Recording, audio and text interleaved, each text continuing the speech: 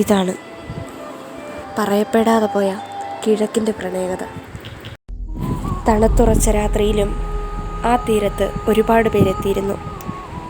കുറേ നാളുകൂടി സ്വന്തം ദേശത്തേക്ക് മടങ്ങാനായി പല പല സ്ഥലത്തു നിന്നുള്ള ആൾക്കാർ ഒരുമിച്ച് ആ ആഡംബര കപ്പലിൽ യാത്ര തുടങ്ങി. അവിടെ തനിച്ചൊരു പെൺകുട്ടി. ഈ ആഡംബര കപ്പലിൽ എല്ലാവരും ഒരു ടൂർ എന്ന പോലെ സന്തോഷിച്ച് ഉല്ലസിച്ച് അടിച്ചു പൊളിച്ച് പോകാനാണ് വന്നിരിക്കുന്നത്. എന്നാൽ അങ്ങനെയൊന്നും തോന്നാത്ത ഈ പെൺകുട്ടി ഒറ്റയ്ക്ക്, അവളുടെ കയ്യിലധികം സാധനങ്ങളൊന്നുമില്ല. അങ്ങനെ അവൾ ആ കപ്പലിലേക്ക് പ്രവേശിക്കാനെത്തുന്നു. അവളുടെ പേര് വാനി. അവൾ അവിടെ എന്തൊക്കെ ആലോചിച്ച് അവളുടെ സ്വന്തം ചിന്തകളിൽ മുഴുകി നിൽക്കുകയായിരുന്നു. കപ്പൽ അതിൻ്റെ യാത്ര തുടങ്ങുന്നതിന് അനൗൺസ്മെൻറ്റ് വന്നു. ഉയർന്ന ശബ്ദത്തിലുള്ള ആ ഒരു അനൗൺസ്മെൻറ്റ് കേട്ട് അവൾ പെട്ടെന്ന് ഞെട്ടി. എന്നാൽ അത്രയും തിരക്കിനിടയിൽ അവൾ ബോട്ടിൽ കയറാൻ ശ്രമിച്ചിട്ടും അവൾക്ക് കയറാൻ പറ്റിയില്ല. അങ്ങനെ ബോട്ട് അകന്നുകൊണ്ടിരിക്കുന്നു. നെഞ്ചിടിപ്പ് കൂടി അവൾ എന്തൊക്കെയോ മനസ്സിൽ കണ്ട് ഭ്രാന്തമായി ആലോചിച്ചു കൊണ്ടിരുന്നു. താൻ കയറിയില്ല എന്ന് പറഞ്ഞ് ഉച്ചത്തിൽ അലറിക്കൊണ്ട് അവൾ അടുത്തു വന്നു. ഒരു ചെറുപ്പക്കാരൻ ഇറങ്ങി വന്നു. ഏകദേശം തൻ്റെ ഒരേ ഒരു വഴി ആ കപ്പൽ മിസ്സായെന്ന് കരുതി അവൾക്ക് ഒരു ഊർജം പകർന്നുകൊണ്ട് ഒരു ചെറുപ്പക്കാരൻ ഇറങ്ങി വന്നു. അവൻ അവൾക്ക് കൈ നീട്ടി അവളെ കപ്പലിലേക്ക് വിളിച്ചു കയറ്റി. താങ്ക് യു അവൾ അയാളോട് പറഞ്ഞു. എന്നാൽ അയാൾ ഒരു മുഖഭാവവും കാണിക്കാതെ തിരിഞ്ഞു നടന്നു. ഒന്നും മനസ്സിലാകാതെ അവൾ അവിടെ തന്നെ നിന്നു. അതിനുശേഷം തണുത്ത കാറ്റ് വീശുകയായിരുന്നു. കടലിൽ രാത്രി സമയത്തുള്ള യാത്രയായിരുന്നു. അതിസുന്ദരമായ രീതിയിൽ ചന്ദ്രനും നക്ഷത്രങ്ങളും മിന്നിത്തിളങ്ങി. ഒന്നും മനസ്സിലാകാതെ അവൾ അവിടെ തന്നെ നിന്നു. അതിനുശേഷം തണുത്ത കാറ്റ് വീശുകയായിരുന്നു. കടലിൽ രാത്രി സമയത്തുള്ള യാത്രയായിരുന്നു.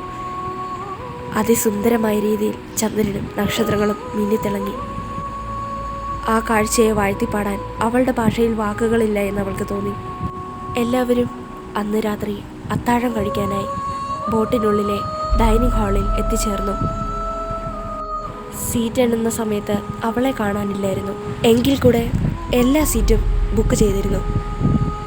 അപ്പോൾ അതേസമയം കപ്പലിൻ്റെ പുറത്ത് ആ റെയിലിൽ തണുത്ത് വിറച്ച് കണ്ണീരോടെ അവൾ ഇരിക്കുന്നുണ്ടായിരുന്നു.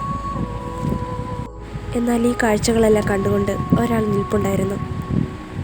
അവളെ ആ കപ്പലിലേക്ക് കൈപിടിച്ച് കയറ്റിയ ആ യുവാവ്. അവൾ എന്തെടുക്കുകയായിരുന്നെന്നോ ഒന്നും അവനറിയില്ല. അവൻ അവിടെ ഒരു പെണ്ണ് പോയി ഇരിക്കുന്നത് മാത്രമേ കണ്ടുള്ളൂ.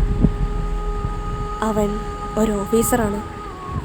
ഇവൾ ഈ കപ്പലിലുണ്ട്, എന്നാൽ സീറ്റുകളെല്ലാം ഫുള്ളാണ് താനും.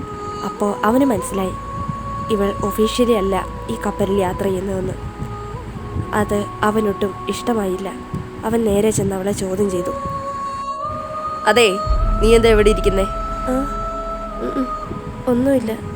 നിന്റെ ടിക്കറ്റ് ഒന്ന് കാണിച്ചേ. അത് എന്തിനാ ഞാൻ എൻ്റെ ടിക്കറ്റ് നിങ്ങളെ കാണിക്കുന്നേ? ഞാൻ ഇവിടുത്തെ ഓഫീസറാണ്. എല്ലാവർക്കും സീറ്റുണ്ട്, നിനക്ക് മാത്രം സീറ്റില്ല. പിന്നെ നീ എങ്ങനെ ഈ കപ്പലിൻ്റെ അകത്ത്? അത് നിന്റെ മുതലക്കണ്ണീരൊന്നും എനിക്ക് കാണണ്ട. കാര്യം പറ. ഞാൻ രക്ഷപ്പെട്ടു പോന്നതാ. ഇനി ഞാൻ അവിടെ നിന്ന് ശരിയാവില്ല. അവിടെയുള്ളവരെന്നെ കൊല്ലും. എനിക്ക് ആരുമില്ല. എനിക്ക് സ്വന്തമായിട്ടൊന്നുമില്ല. ജെ.കെ, ഇവിടെ എല്ലാവർക്കും ടിക്കറ്റ് ഉണ്ടെന്ന് ഉറപ്പ് വരുത്തിയല്ലോ അല്ലേ? അതെ സാർ, ഉണ്ട്. ഇവരെന്താ കഴിക്കാൻ വരാത്തെ? ഒന്നുമില്ല സാർ.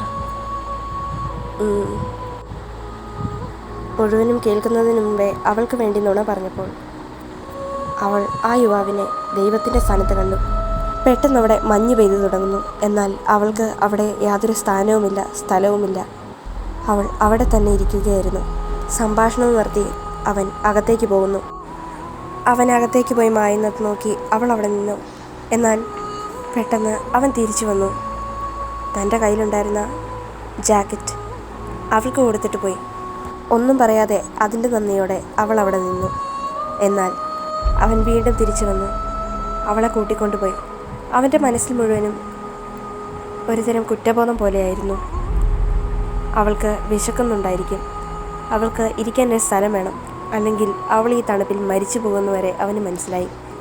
അങ്ങനെ അവൾക്കായി ഭക്ഷണം അവൻ്റെ ചെലവിൽ അവൻ വാങ്ങിക്കൊടുത്തു.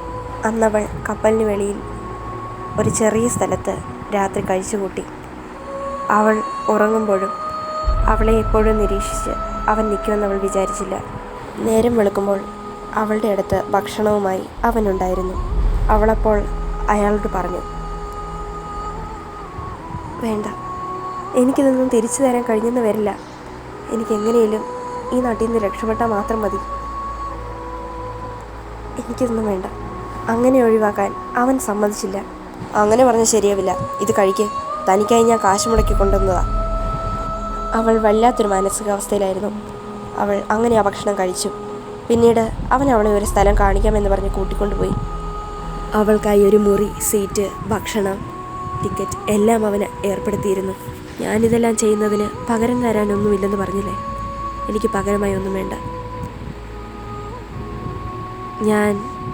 ഞാൻ ജോലി ചെയ്യുന്നു, എനിക്ക് പണമുണ്ട്, ചെലവുകൾ വഹിക്കാൻ കഴിയുന്നുണ്ട്, അത്രയേ ഉള്ളൂ.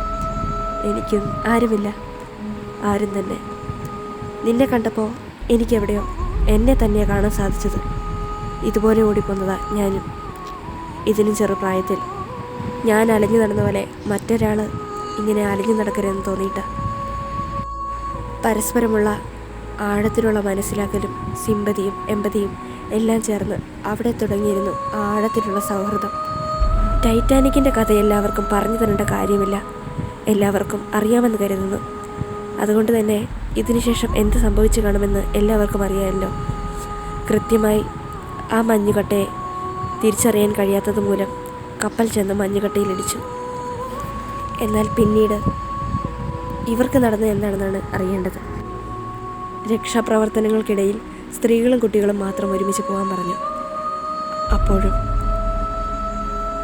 പോകണോ വേണ്ടയോ എന്നറിയാതെ അവർ രണ്ടും പരസ്പരം നോക്കി നിന്നു. അപ്പോഴേക്കും മറ്റൊരാൾ ആ സീറ്റ് എടുത്തിരുന്നു. അങ്ങനെ അവർ രണ്ടും വീണ്ടും ബാക്കിയായി. വെള്ളത്തിൻ്റെ ലെവല് ഉയർന്നുകൊണ്ടിരിക്കുകയായിരുന്നു. അങ്ങനെ അവർ നിൽക്കുന്നിടം വരെ വെള്ളമായി. അപ്പോൾ ഒഴുക്കിൽപ്പെട്ട് JK താഴേക്ക് പോകാൻ തുടങ്ങുന്നു. അലറിക്കരഞ്ഞുകൊണ്ട് വാനി അവൻ്റെ കയ്യിൽ മുറുക്കെ പിടിച്ചിരുന്നു.